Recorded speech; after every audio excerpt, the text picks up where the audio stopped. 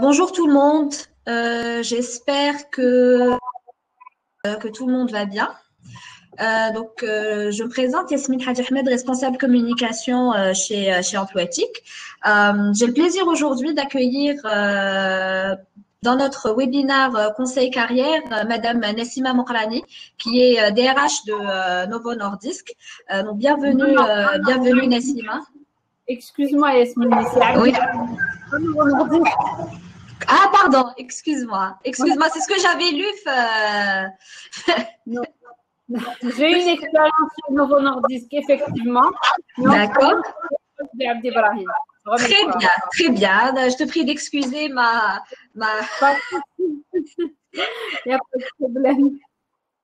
Très bien. Alors, Nassima, on va discuter en fait d'un sujet qui est très, très important. Donc, c'est vrai qu'on a tendance parfois à penser qu'on va se répéter, mais aujourd'hui, pas du tout. Donc, on va essayer de voir aujourd'hui avec vous comment en fait briller en entretien. Donc là, ce que vous allez nous apporter aujourd'hui sont des petites astuces, moi que je trouve un petit peu novatrices en termes de préparation et en termes de tenue d'entretien d'embauche. Donc la thématique TAC s'appelle How to Shine in Interview. Donc je vous laisse nous en dire un petit peu plus sur cette thématique. Super, très bien, merci. Tout d'abord, merci pour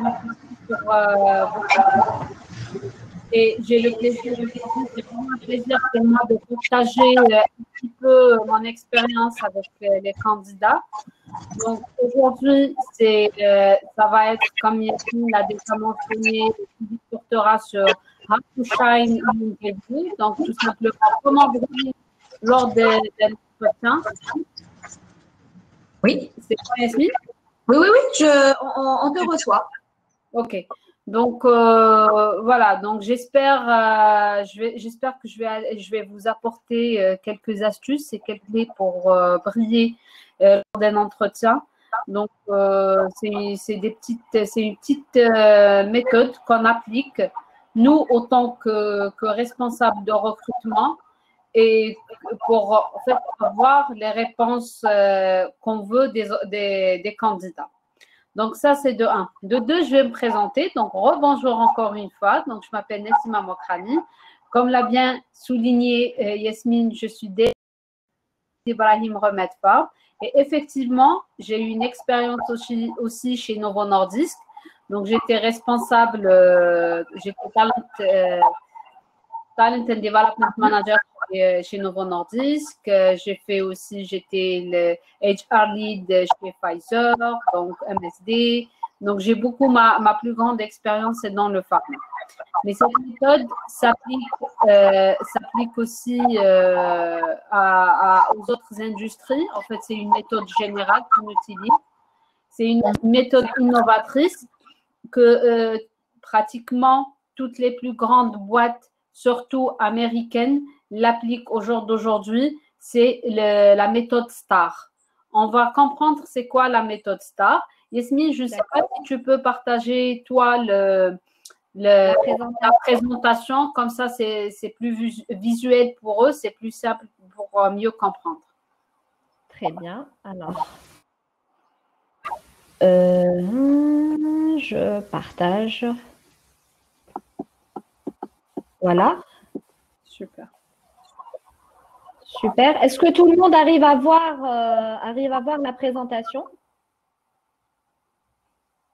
Oui. Il faut juste la mettre en mode de présentation. Alors, voilà. Super.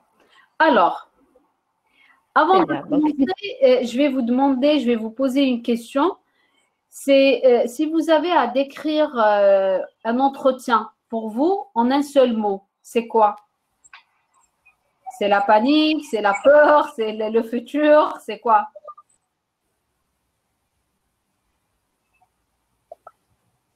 Moment d'échange, très bien, c'est exactement ça aussi, oui.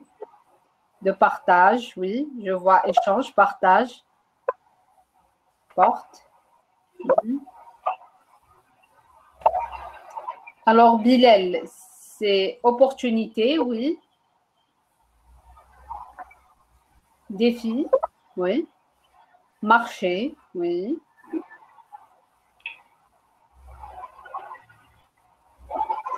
Très bien.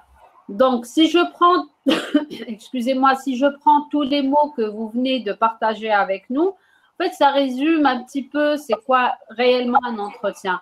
Oui, c'est un moment d'échange, excusez-moi, c'est aussi une opportunité pour les deux parties.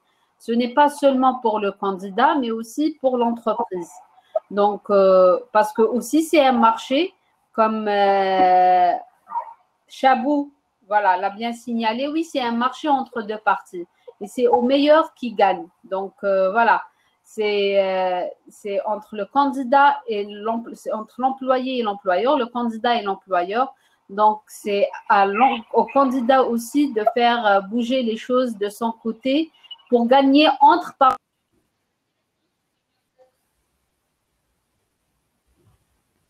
Nessima?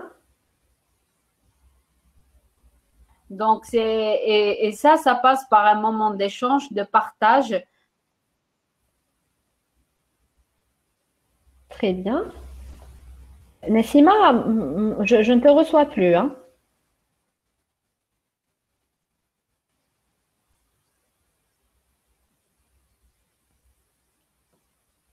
Nessima? Est-ce qu'on reçoit Nessima?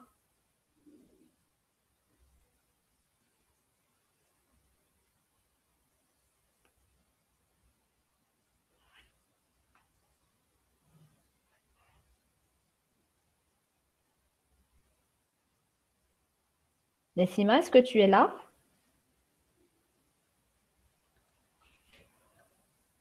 Non, on a perdu Nessima, donc elle va essayer de se reconnecter.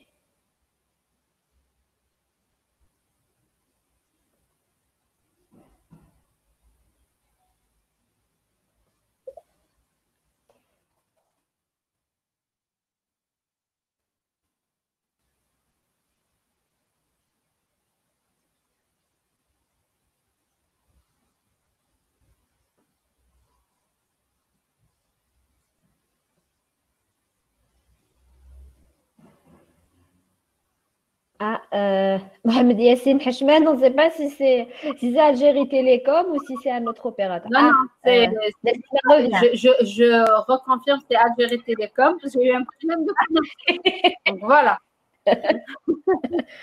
Bon retour parmi nous, Nessima. Merci. Donc, comme je disais, excusez-moi d'abord, en fait, ça résume c'est quoi réellement un entretien. Oui, un entretien, c'est une opportunité pour le candidat et pour l'employeur. Le candidat pour trouver une nouvelle opportunité, pour trouver un nouveau défi. Et pour l'employeur, eh ben, avoir la bonne personne au bon moment et à la bonne position. Donc, pourquoi ne pas recruter aussi les futurs leaders et managers et responsables de la compagnie de demain? Donc, ça aussi, c'est une opportunité pour les deux côtés. Alors, j'aurais une petite question, Nassima, si vous permettez. Est-ce que vous pensez de votre côté que l'entretien aller en entretien et aller en compétition? C'est une sorte de compétition, mais c'est une compétition très difficile. Pourquoi? Parce qu'on ne connaît pas, je n'ai pas envie de dire l'adversaire, mais on connaît pas réellement l'autre partie.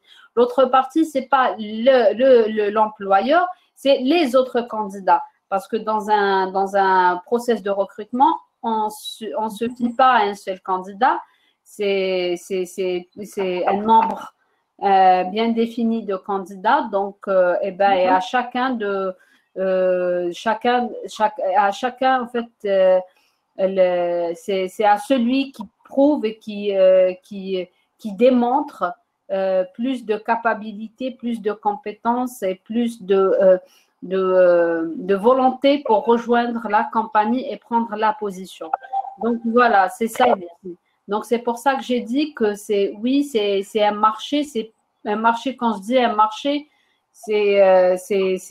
ça révèle une compétition de parties. Donc voilà, c'est tout ça. Très bien, très bien. Et donc là, là, vous avez parlé tout à l'heure de méthode STAR. Oui. Donc STAR, c'est-à-dire un petit peu être sur scène ou un petit peu comment on applique en fait, en quoi consiste déjà la méthode STAR et comment on pourrait l'appliquer? Alors, la méthode STAR, comme son nom l'indique, c'est vraiment c'est STAR. C'est créer plus, c'est nous, autant que recruteurs, pour l'utiliser, pour essayer de découvrir le meilleur, des candidats. Ça veut dire qu'on met les candidats dans des situations où, pour leur permettre de montrer le meilleur d'eux-mêmes et de démontrer qu'ils ont les compétences qu'il faut et qu'ils peuvent prendre le challenge et prendre la position. Donc, il faut être open mind, il faut avoir un esprit ouvert.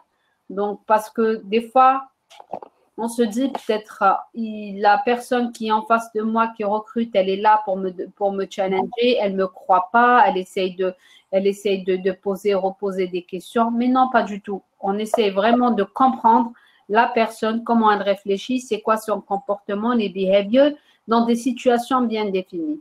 Donc, STAR, c'est simple. Donc, chaque lettre signifie quelque chose. Donc, on a le S qui signifie situation. Situation, excusez-moi, ça veut dire que quand le recruteur vous pose une question, au lieu de donner des réponses générales, par exemple, c'est quoi votre point fort? Donc, généralement, ou bien c'est quoi votre point faible? Oui, mon point faible, la réponse que tout le monde a. Alors, je suis perfectionniste. OK. Je suis perfectionniste, donc déranger quelques personnes et blablabla. Bien. Donc, moi, autant que recruteur,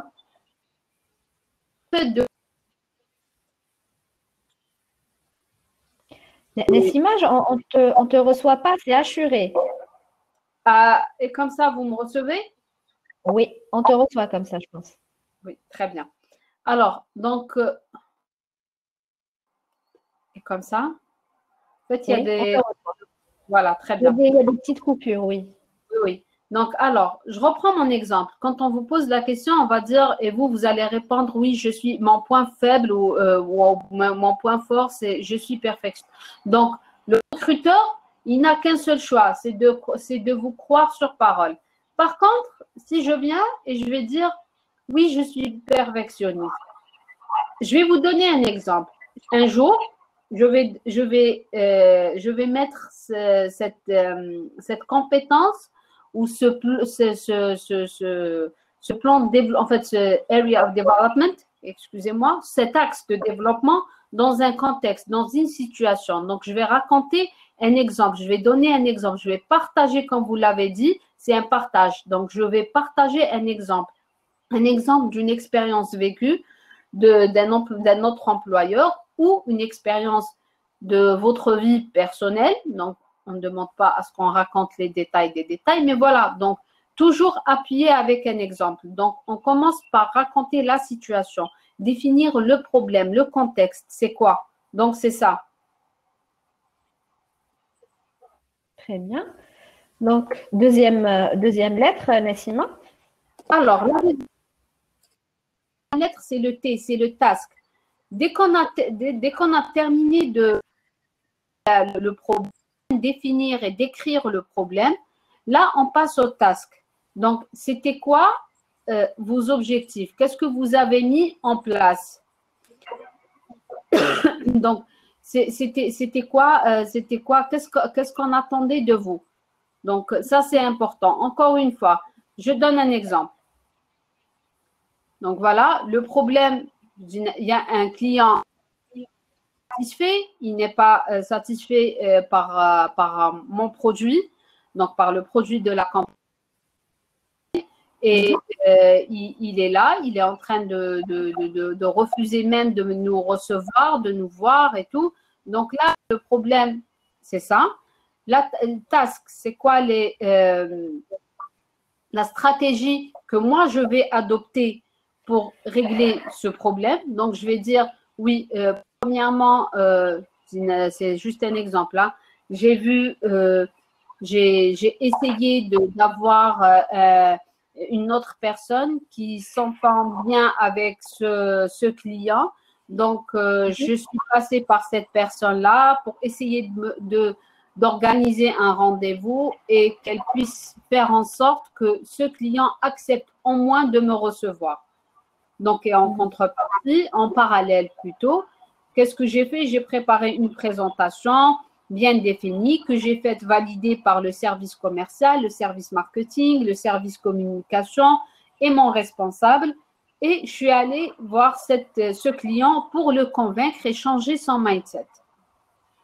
Donc, donc ça, c'est pour la lettre T. Donc, définir ou bien partager, c'était quoi ma stratégie. Très bien. Donc, la lettre A.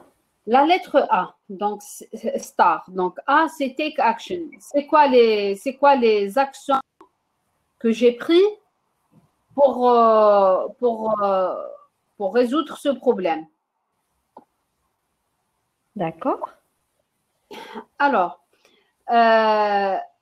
les actions, là, c'était la stratégie. Donc, faire une communication, avoir un médiateur entre parenthèses pour faciliter le contact. Les actions, donc, je vais définir les actions à partir, en fait, décortiquer ma stratégie en action. Donc, première étape, c'est contacter la personne qui connaît ce client, se mettre d'accord, lui présenter mon problème, qu'est-ce que je veux faire, c'est quoi l'impact sur mon business, qu'est-ce qui représente ce client en termes de business pour moi. Donc, ça, je dois le faire en une seule journée, je l'ai fait. Donc, deuxième étape, préparer la présentation. Pour la présentation, j'ai dû me référer aux guidelines internationaux. J'ai dû, donc voilà, rentrer vraiment un peu dans les détails pour expliquer comment j'ai pu mettre ma stratégie en place. Donc, c'est ça, les actions. Après, la dernière lettre, c'est result. OK. Result, c'est les outcomes of your action. Les outcomes of our action, c'est simple. Donc, j'ai fait tout ça, c'est bien, c'est très bien. Donc, le résultat, c'est quoi? C'est, en fait, dans un entretien, je vais vous dire, c'est bien de choisir des exemples où on a un résultat très positif et un impact grandiose sur le business, on a résolu la situation et tout et tout. Mais après, le recruteur, le résultat est important, mais le plus important, c'est le raisonnement du candidat. Comment il a fait? C'est quoi la stratégie que le candidat a mis en place pour résoudre ce problème. Donc, c'est vraiment le raisonnement de la personne qui est plus important que le résultat. Donc, ça, qui reflète réellement les compétences, le strategic thinking de la personne et tout ça. Donc, ça aussi, c'est important. Donc, dans le résultat, pour appuyer tout ce que vous venez de faire et votre exemple, c'est vraiment mettre en avant l'impact de votre action. Par exemple, suite à ça, le client a accepté de reprendre contact avec nous, de recevoir nos délégués ou nos commerciaux.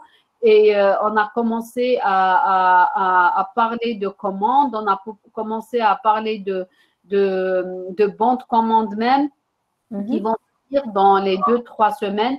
Et l'impact sur le business sera une augmentation, c'est juste un exemple, de 15% sur le chiffre d'affaires.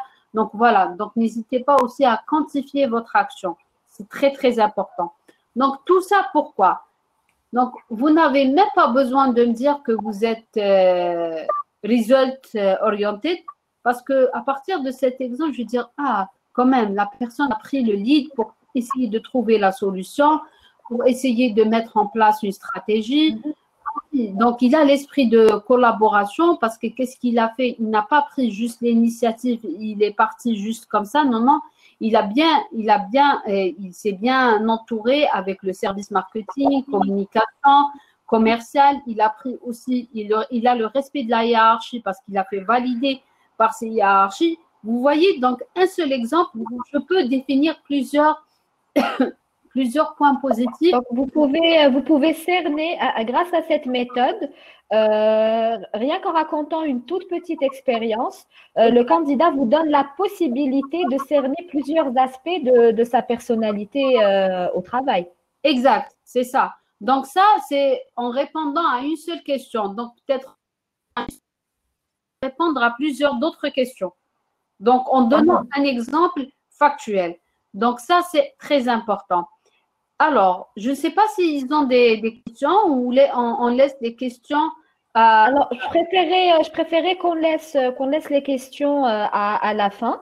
Moi, par contre, j'aurais une question si vous permettez, Nassima. Donc, en fait, si je devais synthétiser, et vous me corrigez si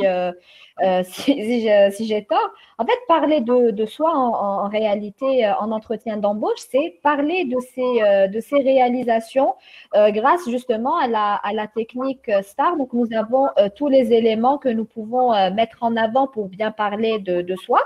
Donc, en fait, je voulais savoir pourquoi la méthode STAR est réellement aussi impactante. Alors, merci pour la question. Elle est aussi impactante parce que pour la simple et unique raison, c'est que on pousse la personne à être factuelle. Donc, on n'entre pas dans les sentiments. Il n'y a pas, oui, j'avais compris, j'avais un pressentiment. Non, non, il n'y a pas ça. On est factuel, c'est la réalité. Donc, je sais que cette personne, elle va réagir si j'aurai un problème demain. Si je recrute cette personne et j'aurai le même problème, je sais comment elle va réagir, cette personne. J'en suis sûre. Elle a partagé un exemple factuel avec moi. Bien sûr, durant le partage de l'exemple, le recruteur, il est là pour challenger, poser encore des questions, essayer de comprendre encore plus. Donc, voilà, c'est vraiment être objectif et pousser la personne, en fait, pousser le candidat à être le plus objectif possible et factuel possible. Donc, voilà. Très bien, très, très bien. Donc, on passe au visuel suivant ou… Oui. Donc, alors, ça, c'est un résumé de la méthode STAR. Donc, STAR, c'est le S, c'est situation. Donc, le problème que vous allez raconter.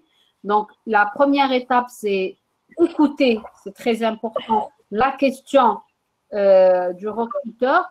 Et il n'y a pas de problème de demander, je ne sais pas, 10 secondes, 20 secondes, 1 minute de réflexion pour choisir le bon exemple qui répondra à la question. Donc, après, c'est bon, on a défini l'exemple. Là, on va décrire la situation, le fameux S. Donc, décrire la situation, l'événement. Après, je passe au task. Task, c'est les tâches ou bien la stratégie que j'ai mis en place pour résoudre ce problème. Et après, je passe à la lettre A, action, c'est les actions. Je décortique en fait ma stratégie en action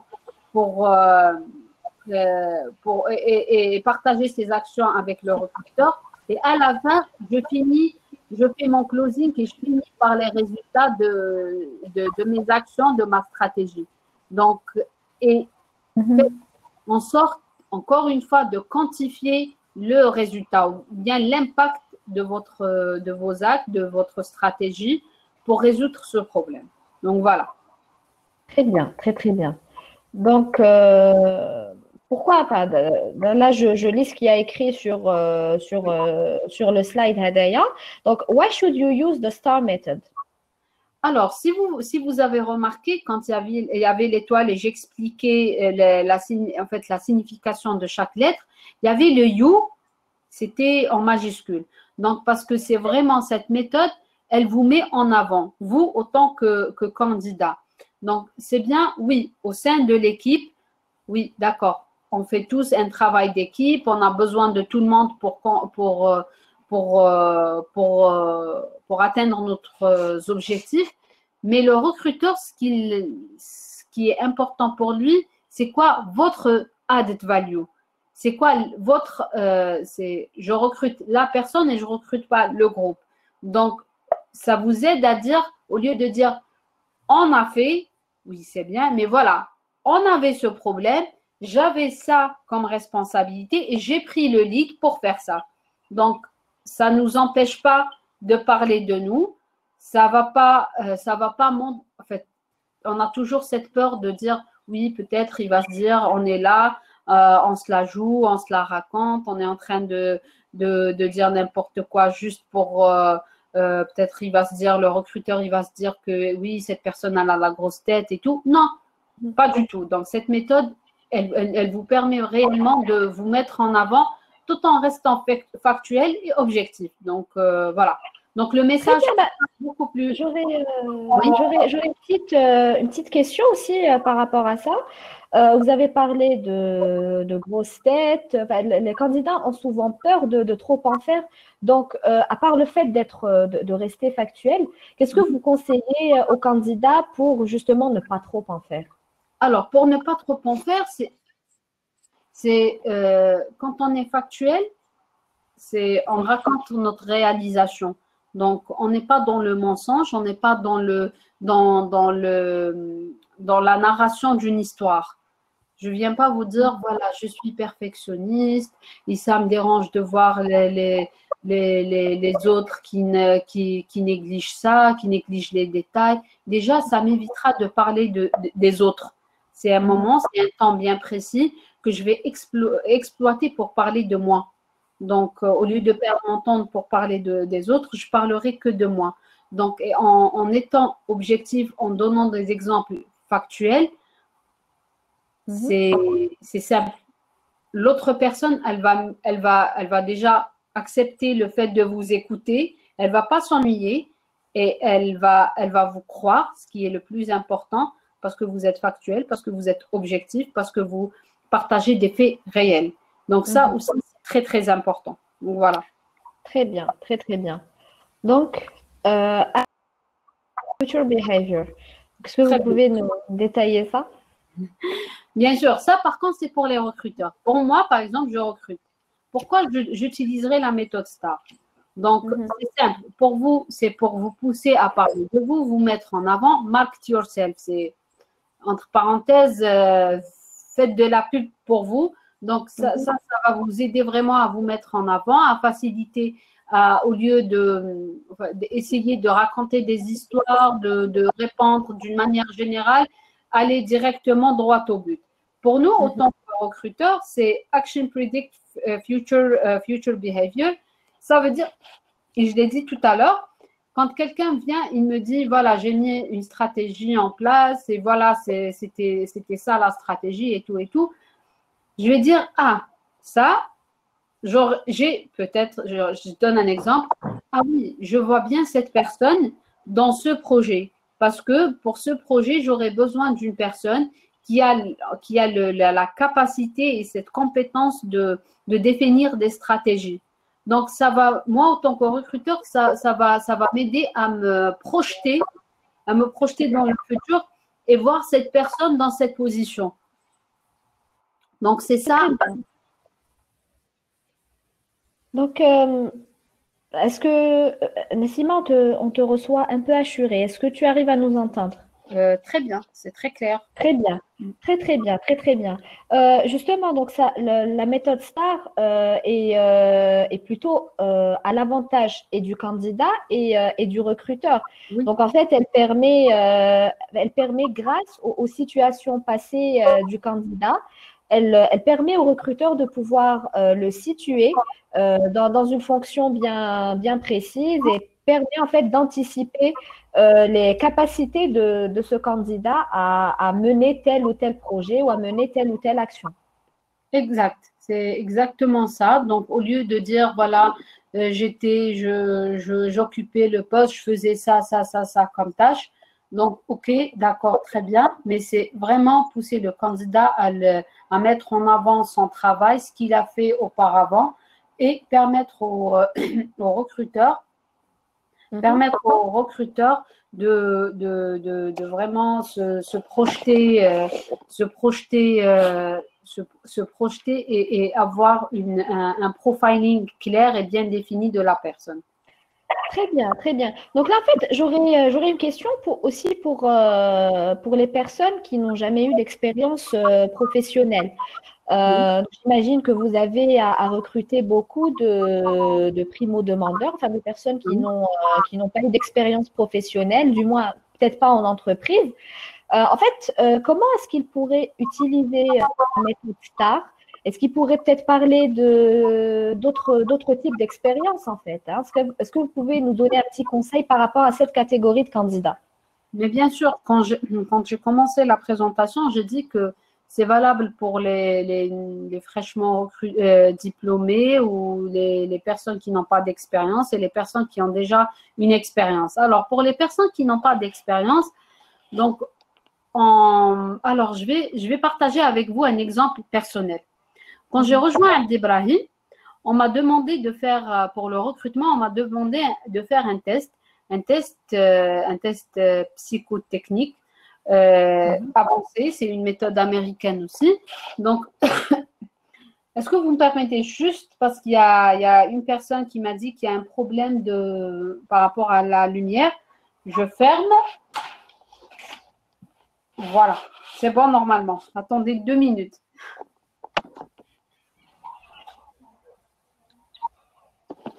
J'espère que c'est mieux comme ça.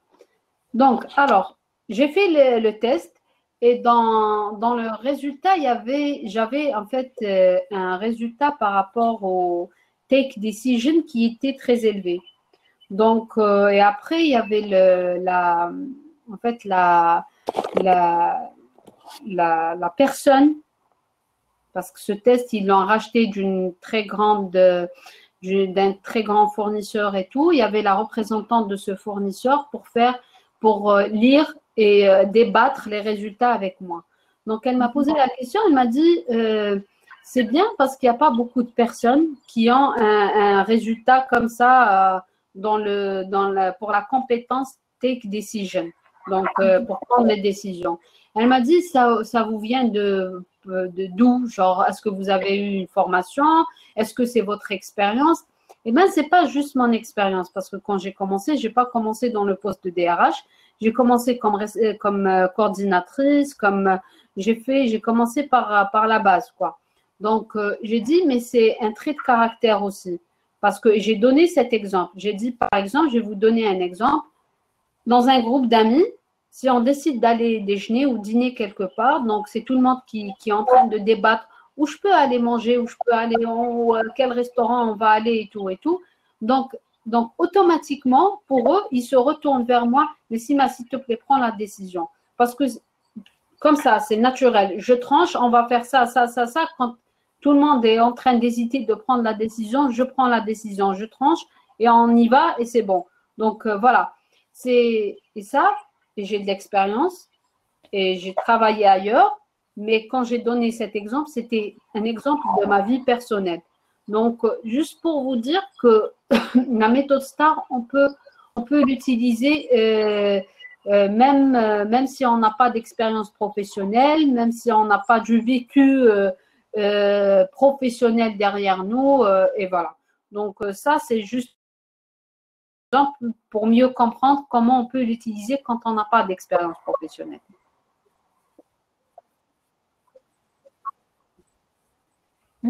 Très, très bien, très, très bien. Donc là, on va passer peut-être à la slide suivante.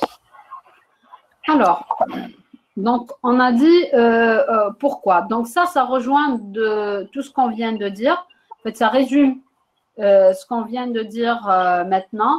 C'est vraiment pousser à la personne et le candidat à démontrer ses compétences. Donc, quand je dis démontrer, ce n'est pas juste raconter, mais démontrer avec des exemples factuels ses compétences. Donc, ability demonstration, qu'est-ce que ça veut dire? Ça veut dire que la personne, elle a cette habilité de démontrer qu'elle peut faire les choses, qu'elle est capable, qu'elle peut aussi influencer les autres, ce qui est important. Donc, ça aussi, c'est une opportunité pour démontrer son habilité à convaincre l'autre. Et le troisième point, c'est être bref et concis dans ses réponses. Des fois, en tant que et on le dit, on souffre parce que on a en face de nous des gens qui, on pose la question, on a en face de nous des personnes qui commencent à répondre et c'est des réponses qui n'en finissent pas, très longues, et on n'a pas, à la fin, on n'a pas la réponse qu'on veut ou on n'a même pas une réponse tout court. Donc ça nous aide à être mieux structurés et à aller, comme j'ai dit auparavant, straight to the point, directement vers l'objectif. Donc, voilà. Très, très bien, très, très bien. Aussi, j'avais une autre question, Nassima. Donc, par rapport déjà au CV, hein, donc là, on va parler de l'amont, de l'avant-entretien d'embauche.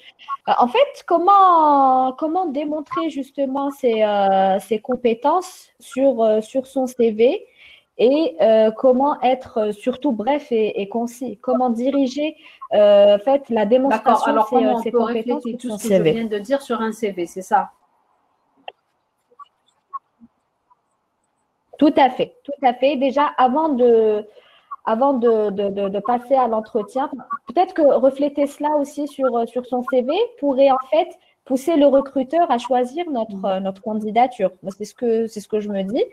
Et donc, comment déjà on pourrait anticiper les choses et parler un petit peu de ses compétences, que ça soit hard skills ou bien soft skills sur son CV, et comment en fait appliquer la méthode très STAR bien. sur son Donc, CV. un CV, ce n'est pas un livre, donc on ne peut pas tout raconter, on ne peut pas tout écrire sur un CV.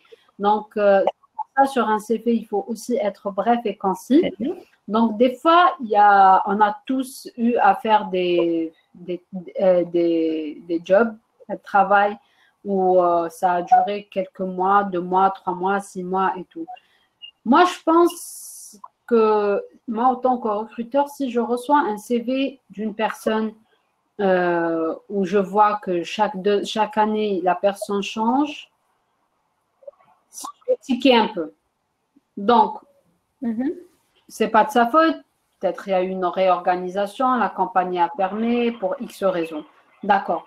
Par contre, je vais choisir les expériences les plus importantes où j'ai appris, où j'ai pu démontrer aussi mes capacités et je vais les mettre sur mon CV. Donc, ça ne sert à rien de raconter, de mettre toutes vos expériences sur un CV.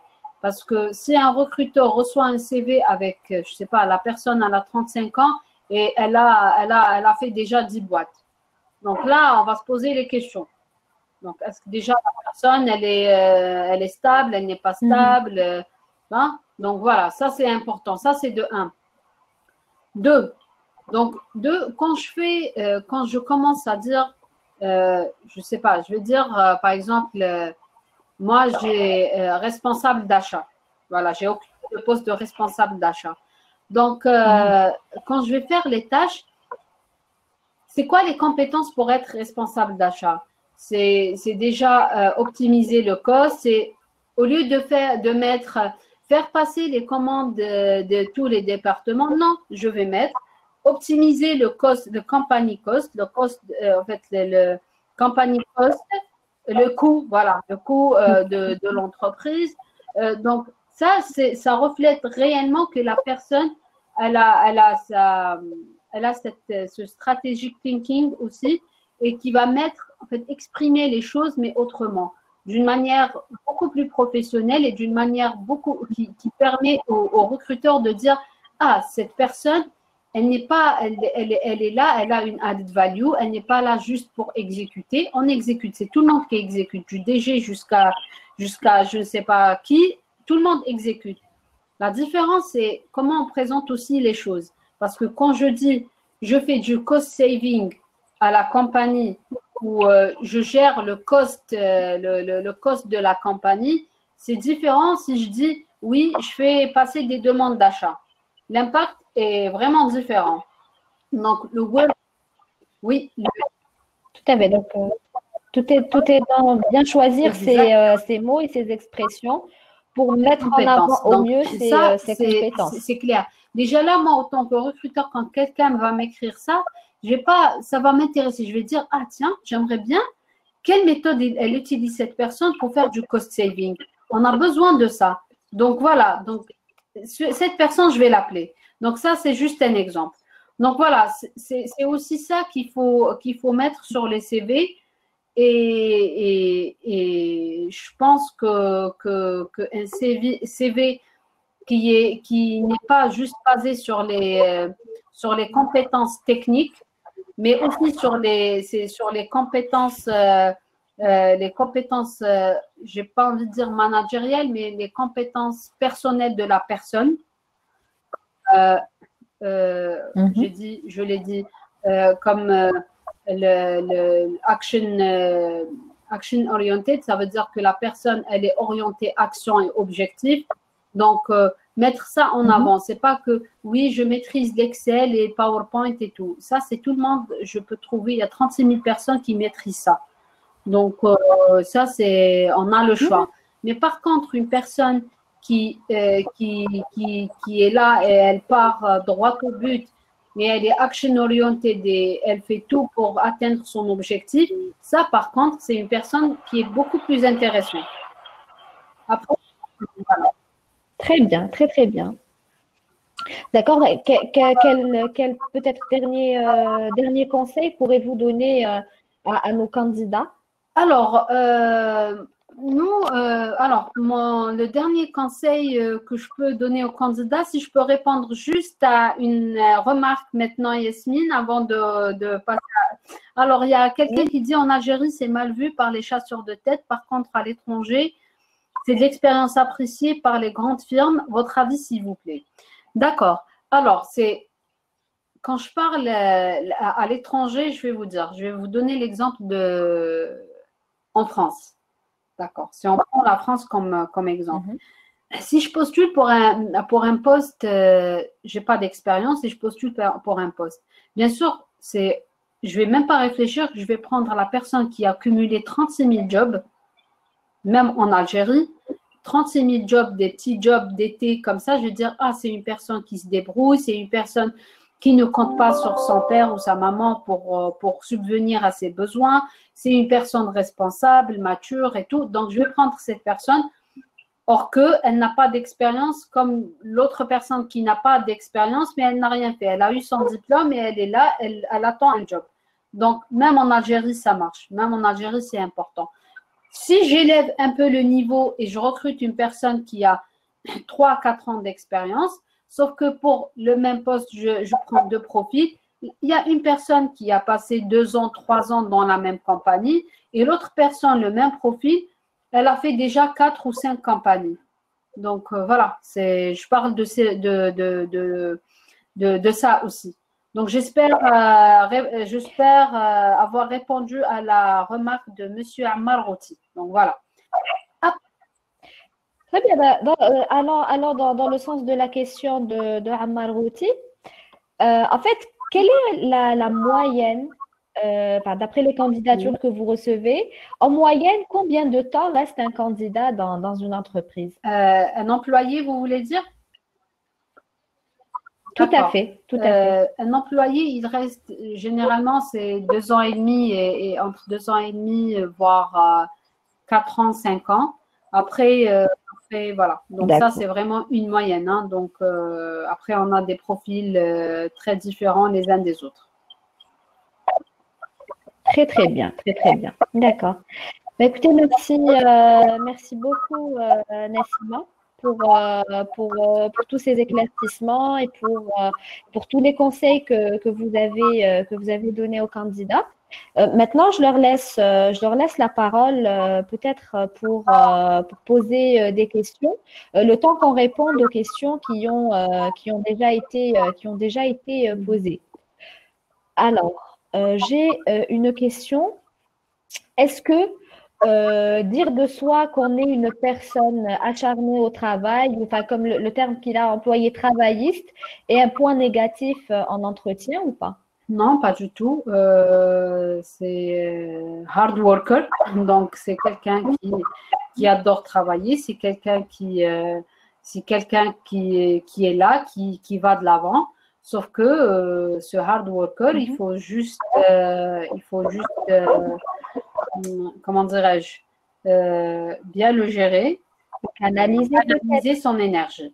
Parce que un hard worker, quelqu'un qui adore travailler, qui est là, qui est bosseur, qui fait tout pour finir son travail, s'il sent qu'un autre collègue le bloque, ça peut aller dans tous les sens. Donc voilà, c'est tout.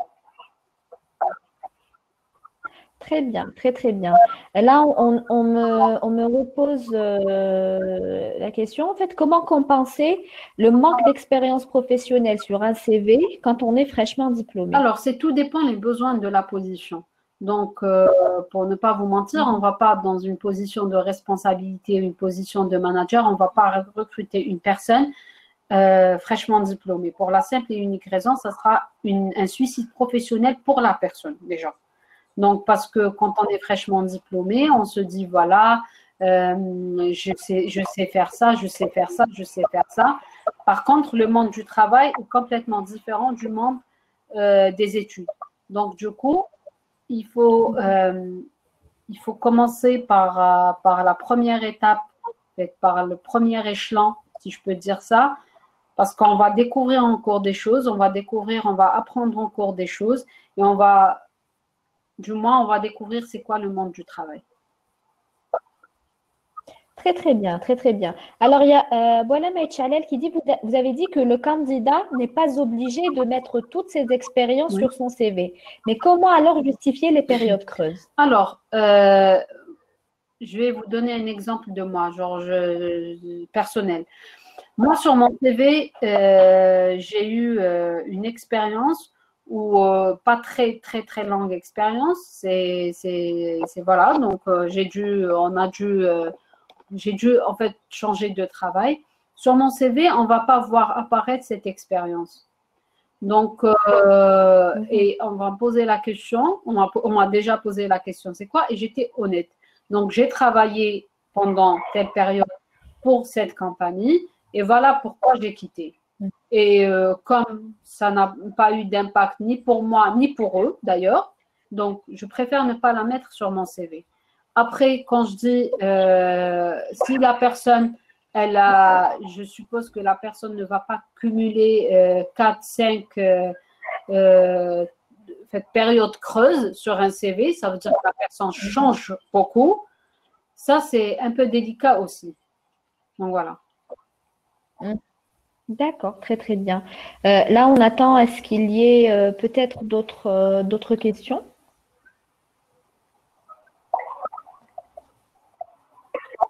Très bien. Ok. Alors, je vois ici, c'est quoi les critères de sélection? C'est bilan. Oui. Alors, les critères de sélection, ça diffère d'une position à une autre. Donc, quand je recrute quelqu'un dans exécutant, c'est pas la même chose quand je recrute quelqu'un qui doit prendre des décisions, qui doit manager une équipe, donc qui doit mettre en place des stratégies. Donc, c'est pas du tout les mêmes critères. Très très bien, très très bien. C'est bien, vous avez reçu quand même. Alors, Alfred Jabala, a-t-il des recrutements futurs à Novo Nordisk dans le domaine RH pour les nouveaux diplômés? Alors, pour le moment, je ne travaille pas chez Novo Nordisk. Je travaille chez Abdi Ibrahim Remedfa.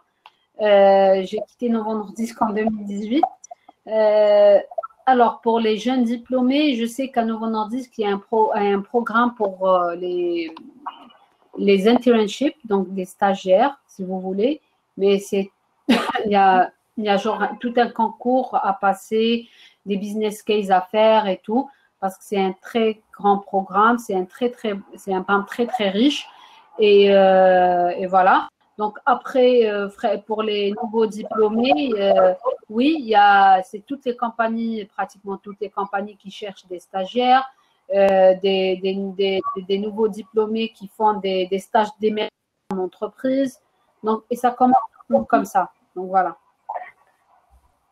Très, très bien. Alors, Khadija Chabou pour les nouveaux diplômés, comment décrocher un entretien dans une multinationale? Est-ce qu'il faut s'inquiéter si on n'est pas embauché après 7 mois ou un an après avoir eu le diplôme? Et qu'est-ce qu'on doit penser? Est-ce qu'on doit penser à changer de carrière?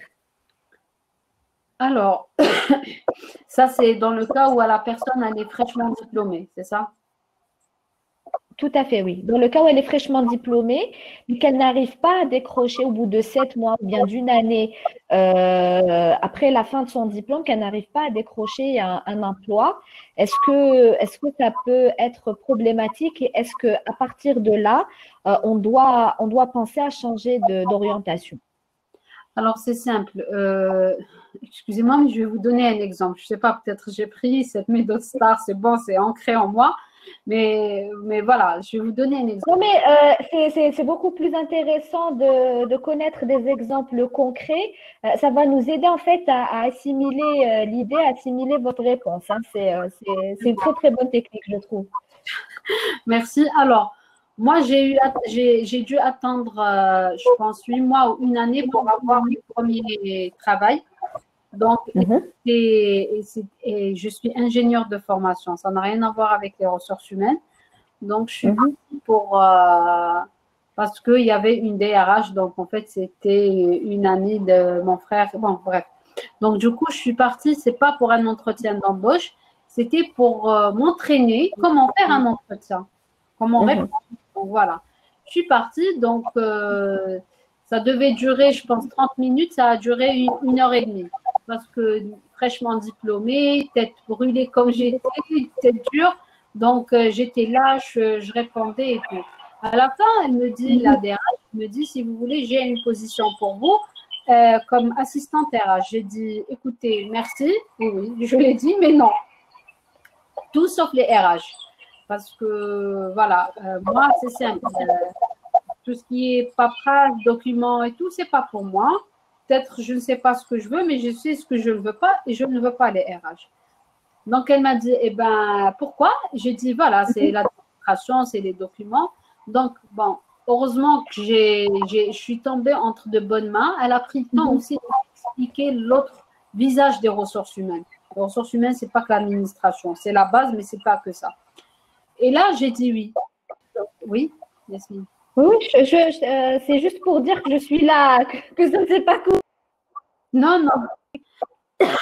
Donc, voilà. Donc, c'est pas que j'ai changé de carrière parce que j'ai pas trouvé, mais c'était vraiment un hasard. Et il faut pas s'inquiéter parce qu'on n'a pas trouvé un travail 7 mois, 8 mois ou une année après avoir eu son diplôme. Donc voilà, je viens de partager avec vous mon histoire. Donc moi, je l'ai vécu comme ça. Et je vous assure, si on se sent bien dans un travail, quel que soit le domaine, c'est le plus important. Parce que moi, je suis partie sur le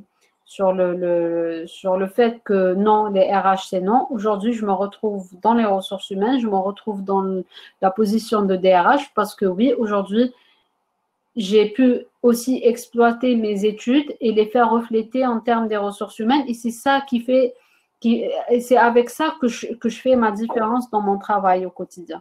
Donc voilà. Très, très bien. Donc, Youssef Hadi pose aussi une question. Que doit-on répondre à la fameuse question? Quelles sont vos qualités et vos défauts? Alors, ça, il n'y a pas une réponse type. Donc, bien sûr, si la personne va me dire oui, elle va venir, elle va me dire oui, je mens. C'est normal que je ne vais pas la prendre. Mais après, vraiment, il faut être, excusez-moi pour le terme, mais il faut être intelligent quand on répond à ce genre de questions. Tirer une balle aussi dans la jambe en répondant à ce genre de questions. Donc, c'est vraiment tout dépend de la personne. J'ai dit la réponse que tout le monde aime et adore, genre je suis perfectionniste, c'est un défaut parce que les autres ne suivent pas et tout. Mais oui, d'accord, c'est tout le monde qui le dit, c'est une bonne réponse, d'accord, ok, très bien. Sauf que si j'appuie ça aussi encore avec un exemple, c'est encore mieux et ça passe mieux. Donc ça, c'est la clé. Donc après, une réponse type, il n'y a pas de réponse type. Il n'y a pas de oui, vous devez répondre comme ça. Non, parce qu'on ne peut pas recruter on ne peut pas avoir dans une compagnie tout le personnel qui a, par exemple, ce défaut, être perfectionniste. Donc, sinon, ça sera la guerre dans une compagnie. Si tout le monde a ça, donc alors vous imaginez, on passe notre temps à parler des détails, à parler de il n'a pas fait, il a fait, donc voilà. Très bien, très très bien. Une question aussi de Omar Routi. Que pensez-vous de l'avenir du recrutement cette année et pour 2020, il a mis entre parenthèses crise du Covid-19. Oui, voilà. Franchement, cette situation, bon, malheureusement, c'est difficile. Et ben, c'est pour les deux parties, les recruteurs et en fait, les entreprises et les candidats. Donc, on se retrouve dans l'obligation de geler entre parenthèses les recrutements parce que même les employés actuels, ils font du télétravail. Il y a ceux qui ne peuvent pas faire du télétravail, donc ils sont à la maison. Donc, voilà. Donc, déjà, on se retrouve, la situation pousse les entreprises à se retrouver dans, si vous voulez, dans un surplus d'effectifs. Donc, pour le moment, c'est gelé. J'espère, Inch'Allah, que ça va passer et tout reviendra comme avant. Tout le monde espère une résolution rapide de cette situation. Hein. Oui. Que tout se remette en place et qu'on puisse reprendre encore mieux les projets qu'on a suspendus. Exact. Voilà, très bien. Donc là, on va prendre une dernière question de Youssef Hadji avant de clôturer le webinaire. Donc, il dit une question du recruteur qui rend tout candidat mal à l'aise.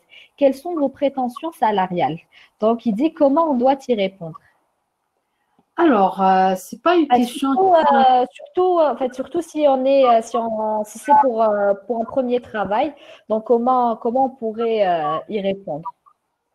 Alors, pour un premier travail, déjà qu'on n'a pas d'idée sur la grille salariale, sur combien. Mais bon, après, on n'a pas vraiment de référence, disons. Donc voilà, c'est pas comme si qu'une personne qui a de l'expérience et tout. Par contre, si on ne sait pas, on ne connaît pas et la personne est nouvelle, moi-même pour les nouvelles, les nouvelles, en fait, les personnes fraîchement diplômées, je ne pose pas cette question pour être honnête. Donc voilà. Mais après, c'est juste être honnête et dire que voilà, je ne connais pas. Moi, voilà, dans ma tête. Et après, voilà, donc, mais répondre à une question quand on est fraîchement diplômé, eh ben, si on a des prétentions salariales, il faut les partager, c'est tout. Donc, si la personne vous a posé cette question, ce n'est pas dans le but de vous mettre mal à l'aise, mais c'est vraiment parce qu'il y a plusieurs d'autres candidats et c'est un critère aussi pour trancher. Donc, voilà. Très, très bien, parfait. Bah, écoutez, merci infiniment, Nassima, pour toutes vos réponses et pour votre partage d'expertise. Merci aussi d'avoir accordé de votre temps pour les candidats. Je vous laisse le mot de la fin, Nassima. Alors, je remercie d'abord Emploitique. Je vous remercie, vous, Yasmine, donc pour la coordination.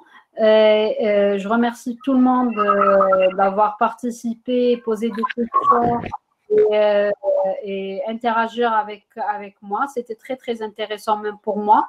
Donc, je vous remercie et n'hésitez pas. Donc, vous pouvez toujours prendre contact avec Yasmine et ça sera avec un grand plaisir. Donc, voilà. Merci beaucoup. Merci encore, merci beaucoup. Donc, je vous souhaite une excellente fin de journée et un excellent week-end. Au revoir. Merci. Au revoir.